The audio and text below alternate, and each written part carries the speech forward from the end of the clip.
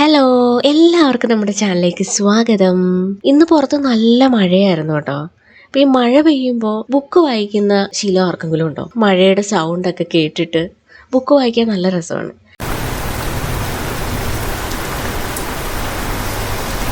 അപ്പം ഞാനിപ്പോൾ ഒരു ബുക്ക് വായിച്ചുകൊണ്ടിരിക്കുകയാണ്. റാം കെയർ ഓഫ് ആനന്ദി എന്ന് പറയുന്ന ഈ ഒരു ബുക്ക് നിങ്ങൾക്ക് ഒരുപാട് പേർക്ക് അറിയായിരിക്കും. നല്ല നോവലാണ് കേട്ടോ. നമ്മളൊരു സിനിമ കാണുന്ന പോലത്തെ ഒരു ഫീലാണ് ഇത് വായിക്കുമ്പോൾ കിട്ടുന്നത്. അങ്ങനെ ഞാൻ കുറേ നേരം ഇങ്ങനെ ബുക്കൊക്കെ വായിച്ചിരിക്കുകയാണ്. അപ്പോഴാണ് ഞാനിങ്ങനെ ആലോചിച്ചത്, ഇന്ന് എൻ്റെ ഹെയർ കെയർ ചെയ്യേണ്ട ഡേ ആണ്.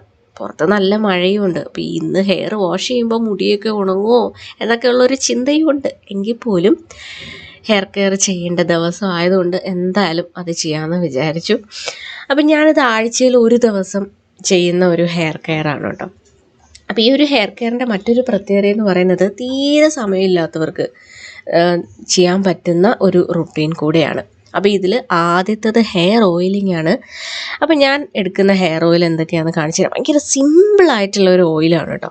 അപ്പോൾ ഇതിന് ആദ്യം വേണ്ടുന്നത് വെളിച്ചെണ്ണയാണ്. നമ്മുടെ എല്ലാവരുടെയും വീട്ടിലുണ്ടാവുമല്ലോ വെളിച്ചെണ്ണ. അപ്പം മുടി വളർച്ചയ്ക്ക് ഇത്രയേറെ സഹായിക്കുന്ന ഒരു ഓയിലാണ് വെളിച്ചെണ്ണ.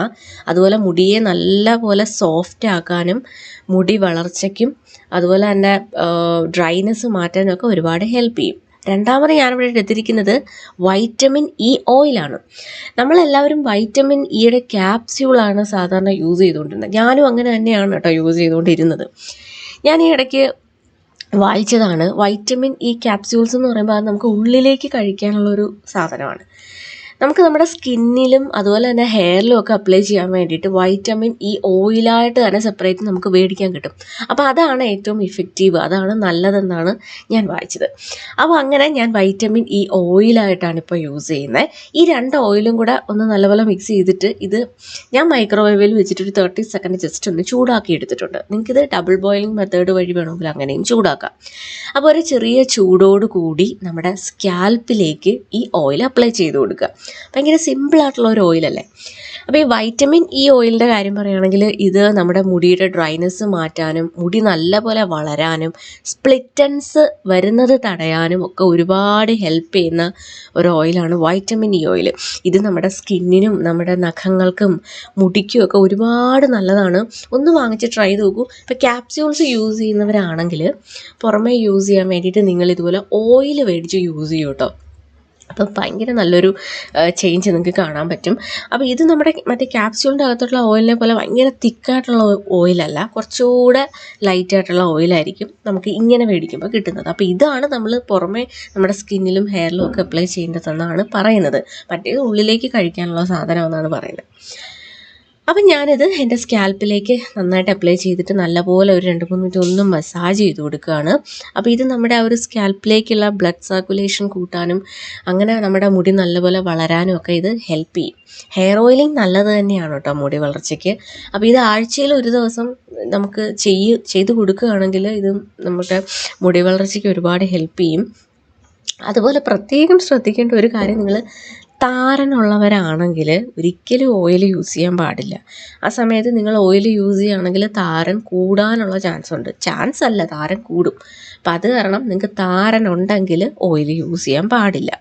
ഓക്കെ, ഇനി ഇത് ഞാൻ ബാക്കിയുള്ള ഹെയറിലേക്കും കൂടെ അപ്ലൈ ചെയ്ത് കൊടുക്കുകയാണ്. മുടിയുടെ തുമ്പിലും മുടിയിലും ഒക്കെ ഒന്ന് അപ്ലൈ ചെയ്ത് കൊടുക്കുക.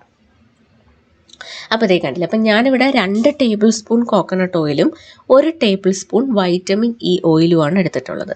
അപ്പം നിങ്ങൾക്ക് നിങ്ങളുടെ ആവശ്യം അനുസരിച്ച് എടുക്കുക. അപ്പം എൻ്റെ ഒരാവശ്യത്തിൽ ഞാൻ ഇത്രയും ക്വാണ്ടിറ്റിയാണ് എടുത്തിട്ടുള്ളത്. അപ്പോൾ ഇതേ ഞാൻ മസാജ് ചെയ്ത് കൊടുക്കുകയാണ്, നല്ല പോലെ മസാജ് ചെയ്ത് കൊടുക്കുകയാണ്. ഇനി നിങ്ങൾക്ക് വേണമെന്നുണ്ടെങ്കിൽ ഓയിലൊക്കെ ചെയ്തിട്ട് ഒരു അതായത് ചൂടുവെള്ളത്തിൽ മുക്കിയൊരു ടവൽ വെച്ചിട്ട് ഇങ്ങനെ തല കുറച്ചൊരു 5 മിനിറ്റൊക്കെ 5-10 മിനിറ്റ് ഒന്ന് പൊതിഞ്ഞ് വെക്കുകയാണെങ്കിൽ അതും നല്ലതാണ്, നമ്മൾ സ്പായൊക്കെ ചെയ്യുന്ന പോലെ. ഞാനിപ്പോൾ അങ്ങനെ ചെയ്യുന്നില്ല. മസാജ് ചെയ്തിട്ട് ഞാനൊരു കോമ്പ് വെച്ചിട്ട് സ്കാൽപ്പിൽ ഇങ്ങനെ ഒന്ന് ചീകി കൊടുക്കുകയാണ്. ഇതും നല്ലൊരു മസാജാണ് കേട്ടോ. മുടിയിലെ കെട്ടൊക്കെ ഒന്ന് മാറ്റാം. അപ്പം നമ്മൾ ഓയിൽ മസാജ് ചെയ്ത് കഴിയുമ്പോഴത്തേക്കും കുറച്ച് മുടിയൊക്കെ ഊരിപ്പോവും. എനിക്ക് ഇത്രയും മുടി ഊരിപ്പോയിട്ടുണ്ട്, അത് സ്വാഭാവികമാണ് കേട്ടോ. അത് കണ്ട് പേടിക്കേണ്ട ആവശ്യമൊന്നുമില്ല. നന്നായിട്ട് ചീകി കെട്ടൊക്കെ അറുത്ത് ഈ മുടിയൊക്കെ അടർന്നു വരുന്നതൊക്കെ ഊരിക്കളഞ്ഞ് മുടിയൊന്ന് കെട്ടി വെച്ചിരിക്കുക. 1 മണിക്കൂർ ഇതുപോലെ തന്നെ വെച്ചിരിക്കുക. 1 മണിക്കൂറിന് ശേഷമാണ് നമ്മളിത് വാഷ് ചെയ്യേണ്ടത്.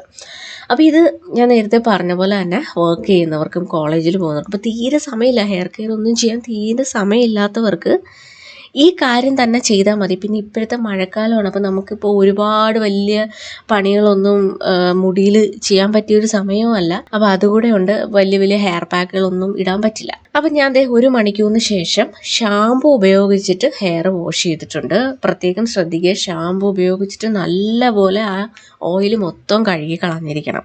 ഓയിൽ തലയിൽ ഇരിക്കുവാണെങ്കിൽ താരൻ വരാനുള്ള ചാൻസ് കൂടുതലാണ്, പ്രത്യേകിച്ച് ഈ ഒരു ക്ലൈമറ്റിലും. അല്ലെങ്കിൽ തന്നെയും നമ്മൾ ഓയിൽ തലയിലിരുന്ന താരം വരും.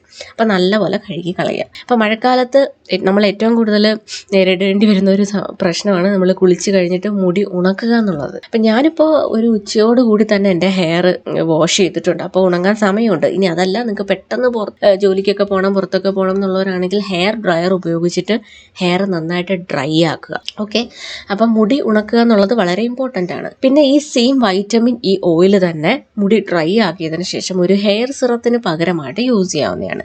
ഇപ്പം നമ്മളിപ്പോൾ ഹെയർ സെറം ഒക്കെ യൂസ് ചെയ്യുമ്പോൾ ഒരു 5-10 മിനിറ്റ് ഒക്കെ കഴിയുമ്പോൾ മുടി വീണ്ടും ഡ്രൈ ആകുന്ന കാണാറുണ്ട്. ഈ ഒരു ഓയിൽ നിങ്ങൾ ഇപ്പം സിറത്തിന് പകരമായിട്ട് യൂസ് ചെയ്യുകയാണെങ്കിൽ ഇത് കുറേ നേരം തന്നെ, ഇപ്പം ഒരു ഫുൾ ഡേ തന്നെ നിങ്ങളുടെ ഹെയറിനെ അത് ഹൈഡ്രേറ്റ് ആക്കി വെക്കും, ഒട്ടും തന്നെ ഡ്രൈ ആകാതെ. ഓക്കെ, അപ്പോൾ ഇത്രയാണ് എൻ്റെ ഒരു ഹെയർ കെയർ റുട്ടീൻ എന്ന് പറയുന്നത്. ഭയങ്കര സിമ്പിളാണ്, അപ്പോൾ ട്രൈ ചെയ്ത് നോക്കുക. അപ്പോൾ ഇന്നത്തെ വീഡിയോ നിങ്ങൾക്ക് എല്ലാവർക്കും ഇഷ്ടപ്പെട്ടെന്ന് വിചാരിക്കുന്നു. വീഡിയോ ഇഷ്ടപ്പെട്ടെങ്കിൽ ലൈക്ക് ചെയ്യാൻ മറക്കരുത്. നിങ്ങളുടെ അഭിപ്രായങ്ങൾ താഴെ കമൻറ്റ് സെക്ഷനിൽ ഇടാനും മറക്കരുത്. അപ്പോൾ നമുക്ക് നെക്സ്റ്റ് വീഡിയോയിൽ കാണാം. ബൈ.